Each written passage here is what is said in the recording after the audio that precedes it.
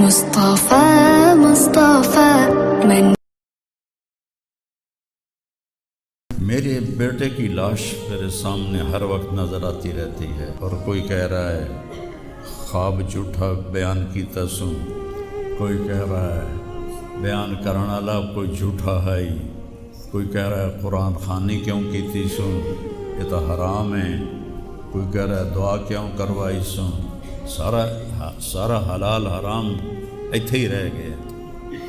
ایک زخمی باپ کے زخم پر پھمبا رکھنے کی بجائے میں نے بڑے انسان زندگی میں صدمے دیکھتا ہے، ناگواریاں دیکھتا ہے، میں نے بڑی بڑی ناگواریاں دیکھی، لیکن عاصم کی ناگواری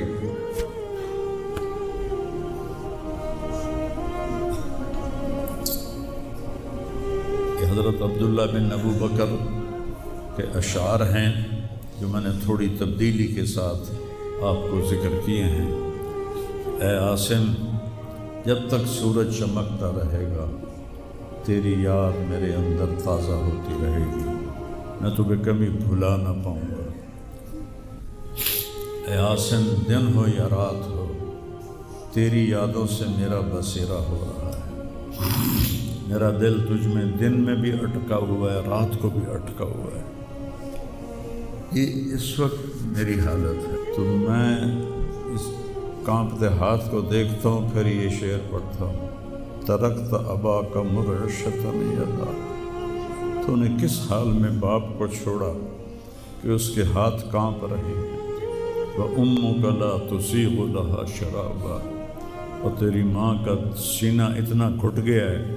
کہ اس کے اندر پانی بھی نہیں جا رہا، جو سب سے آسانی سے چلا جاتا ہے۔ یہ کیفیت ہو ماں باپ کی،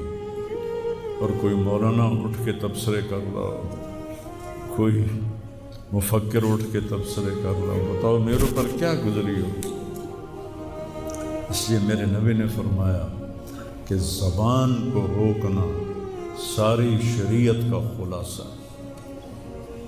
دین بیان کرتے ہوئے جن کی زبانیں زہر بن جائیں اور شعلے برسائیں، ان کو بھگتنا پڑے گا آخرت میں۔ میں نے اپنا حصہ معاف کر دیا، میں نہیں چاہتا کہ یا اللہ میں نہیں چاہتا، میری توبہ کہ میری وجہ سے تیرے محبوب کے کسی امتی پر کوئی تکلیف ہے، میں نے سب معاف کر دیا۔ لیکن اللہ کا نظام تو چلتا ہے، اور صرف لائک لینے کے لیے جھوٹی خبر، چند پیسے اکٹھے کرنے کے لیے، وہ یہ نہیں جانتے کہ ایک باپ کا زخمی جگر اور کتنے زخم گہرے ہو جائیں گے تمہارے چند پیسوں کے لالچ، اور کرنے کو کوئی باتیں ہیں نہیں، اور جو اس قسم کی واہیات بولتا ہے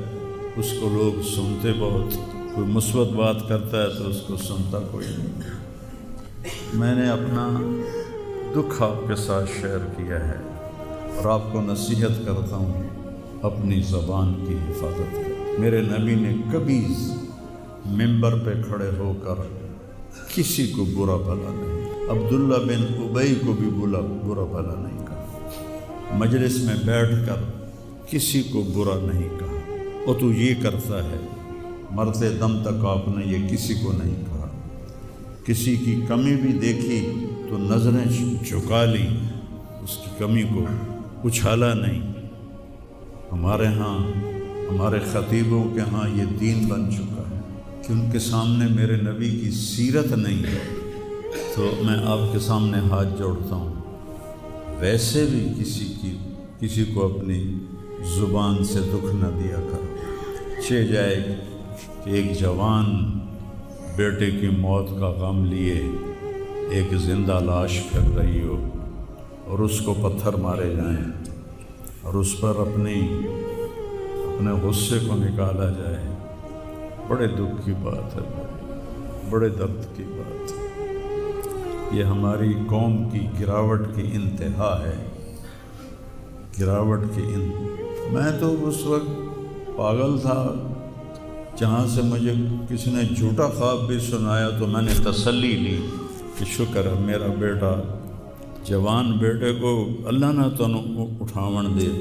ویلا وکھاوے، اللہ تعالیٰ اٹھاون دا ویلا نہ وکھاوے۔ یہ تو جو تار سے نکلی ہے وہ تو ان سب نے سنی ہے، جو ساز پہ بھی گزری ہے وہ کس دل کو پتہ ہے۔ یہ تو وہی جانتا ہے جس پہ یہ صدمہ گزرتا ہے،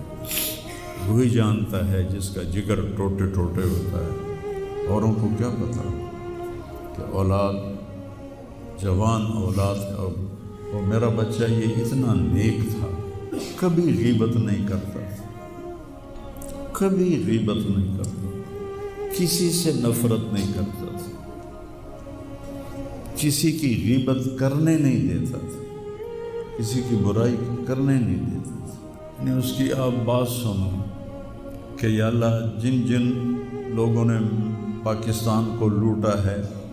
اس میں جتنا میرا حصہ لوٹا ہے میں نے سب کو معاف کیا۔ ایسے اخلاق والا بچہ میرا مر جائے اور مجھ پر تان و طنز ہو رہا ہو، قرآن خوانی کیوں کرائی، کفر کر دیتا ہے، اسلام ہی چوں نکل گیا۔ یہ دیوبندی بریلویوں نے آپس میں لڑ کے پوری امت کا دھولیا بگاڑ کے رکھ دیا۔ خطیبوں نے، میں صحیح علماء کی بات نہیں کر رہا، خطیب چاہے دیوبندی کے ہوں، چاہے اہل حدیثوں کے ہوں، چاہے وہ بریلیوں کے ہوں، چاہے وہ شیعوں کے ہوں، سوائے نفرت کی آگ بھڑکانے کے ان کے پاس اور کوئی موضوع ہی کوئی نہیں۔ نئی گاڑی میں کوئی غریب آدمی کو بٹھاتا نہیں ہے، وہ نئی فارچون میں وہ پاگل کو بٹھاتا تھا۔ یہ بھی مذاق بنا دیا لوگ۔ ہائے ہائے بڑے ہو، دل ہی تو ہے نہ سنگ و خشت، درد سے بھرنا آئے کیوں، اور تم مجھے اور رلا رہے ہو۔ اس کو بھی مذاق بنا دیا۔ وہ ابھی بھی زندہ ہمارے گاؤں میں، جائیں ویکھنے جا کے ویکھ لو۔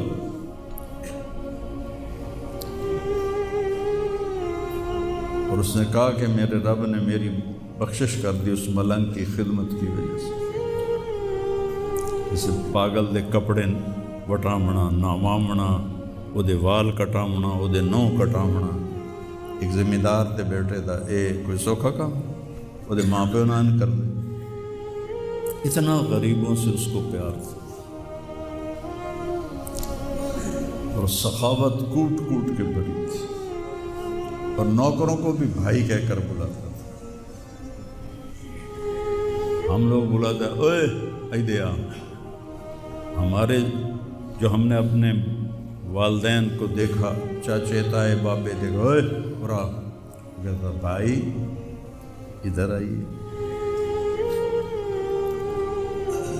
یہ جا ہیرا بندے دا کھڑی جاوے تو دا کیا دس،